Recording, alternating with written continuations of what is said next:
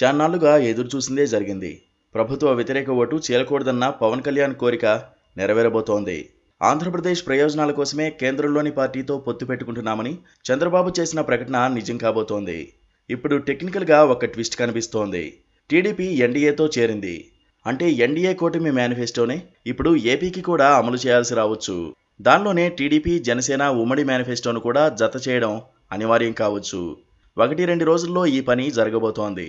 అంతకుమించి 3 పార్టీల కేడర్లో సరికొత్త జోష్ కనిపిస్తోంది. ఏపీలో పొత్తుల వ్యవహారంపై క్లారిటీ వచ్చేసింది. 2 పర్యాయాలు హోంమంత్రి అమిత్ షాతో చంద్రబాబు భేటీ తర్వాత పిక్చర్ క్లియర్ అయింది. పొత్తు పొడిచినట్లు బీజేపీ జాతీయ అధ్యక్షుడు జేపీ నడ్డా స్వయంగా ఓ ప్రకటన విడుదల చేశారు.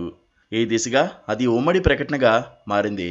రాష్ట్ర ప్రయోజనాల దృష్ట్యా కేంద్రంలోని పార్టీతో కలిసి పనిచేయడం ముఖ్యమని, అందుకే బీజేపీతో కలుస్తామని చంద్రబాబు బహిరంగ ప్రకటన చేశారు. 2014 ఎన్నికల ఫలితాలు రిపీట్ అవుతాయని ఆ 3 పార్టీలు అంచనా వేస్తున్నాయి. ఆ ఎన్నికల్లో బీజేపీతో కలిసి తెలుగుదేశం పార్టీ పోటీ చేసింది. జనసేన బయట నుండి మద్దతు తెలిపింది. టీడీపీ బీజేపీ కూటమి భారీ విజయాన్ని దక్కించుకుంది. వైసీపీ కేవలం 63 స్థానాలకు పరిమితమైంది. అయితే ఈసారి అంతకంటే పెద్ద విజయమే దక్కించుకుంటామని టీడీపీ జనసేన భావించాయి. అందుకే బీజేపీని కలుపుకునేందుకు చివరి వరకు ప్రయత్నించాయి. అందులో సక్సెస్ కావడంతో తప్పకుండా కూటమి అధికారంలోకి వస్తుందని అంచనా వేస్తున్నాయి.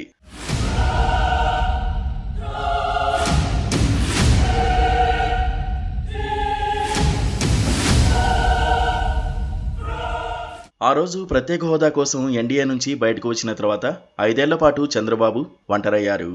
ఇటీవలి కాలంలో మాత్రం జనసేన వెళ్లి టీడీపీతో కలిసింది. ఇప్పుడు బీజేపీ కూడా కలవడం కలిసొచ్చే అంశంగా చెప్పక తప్పదు. వైసీపీ సర్కారుపై విపరీతమైన ప్రజా వ్యతిరేకత ఉందని టీడీపీ జనసేన ఇద్దరికీ అర్థమైంది.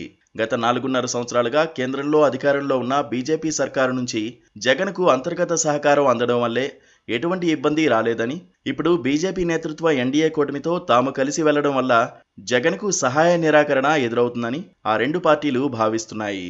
గత ఎన్నికల్లో చంద్రబాబు విభేదించడంతో కేంద్ర ప్రభుత్వం వ్యవస్థల పరంగా జగన్కు సహకారం అందించిందని విశ్లేషణలు ఉన్నాయి. అదే సమయంలో జనసేన ఒంటరి పోరుకు వెళ్ళింది. అటు కేసీఆర్ నేతృత్వంలోని తెలంగాణ ప్రభుత్వం కూడా జగన్కు సహకరించింది.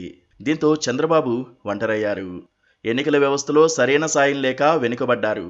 జనసేన చీల్చిన ఓట్లతో తెలుగుదేశం పార్టీకి పరాజయం ఎదురైంది. ఓట్ల చీలిక మామూలు విషయం కాదు. మెజారిటీ నియోజకవర్గాల్లో టీడీపీ జనసేన ఓట్లు కలిస్తే వైసీపీ కంటే చాలా ఎక్కువే ఉంటాయి. గత ఎన్నికల్లో ఓడిపోయిన కారణం కూడా అదేనని ప్రత్యేకంగా చెప్పాల్సిన పనిలేదు. ఇప్పుడు బీజేపీ కూడా కలిస్తే ఓటింగ్ సరళే మారిపోతుందని, తమకు అనుకూలమవుతుందని టీడీపీ జనసేన అంచనా వేసుకుంటున్నాయి. బీజేపీకి ఏపీలో కనిష్టంగా 5% ఓట్లు ఉంటాయని 2014 వరకు నిరూపితమైన అంశం.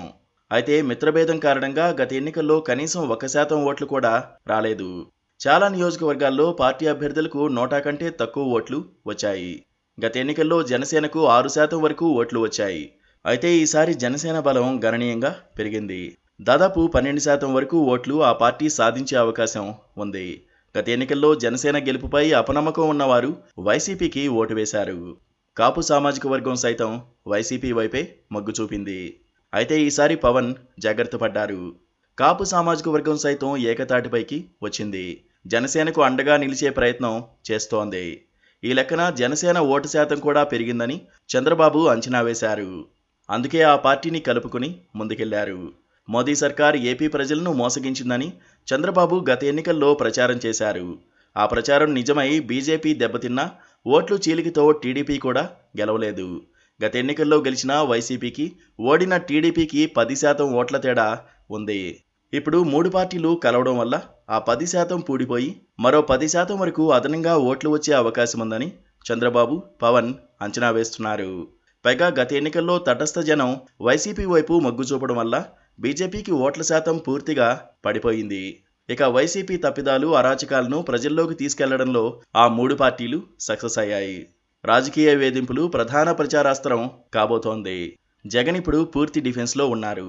ఆయన పార్టీ నుంచి ఒక్కొక్కరుగా వెళ్ళిపోతున్నారు. ఒక్కో నియోజకవర్గంలో 3-4 సార్లు ఇన్ఛార్జీలను మార్చుతున్నారు. అయినా గెలుస్తామన్న నమ్మకం లేదు. అధికార పార్టీకి ఉన్న ఆ విపత్కర పరిస్థితి ఇప్పుడు టీడీపీ నేతృత్వ కూటమికి ఉపయోగపడుతుంది. పైగా చంద్రబాబు అధికారంలో ఉండి ఉంటే రాష్ట్ర ఆర్థిక స్థితి ఇంత ఘోరంగా ఉండేది కాదని ప్రతి ఒక్కరూ చెప్పుకుంటున్నారు. రాజధాని నిర్మించాలన్నా, పెట్టుబడులు తీసుకురావాలన్నా చంద్రబాబు వల్లే సాధ్యమని జనం నిర్ణయానికి వచ్చేశారు. అందుకే ఈసారి టీడీపీ, జనసేన, బీజేపీ కూటమి విజయం ఖాయమని తేలిపోయింది.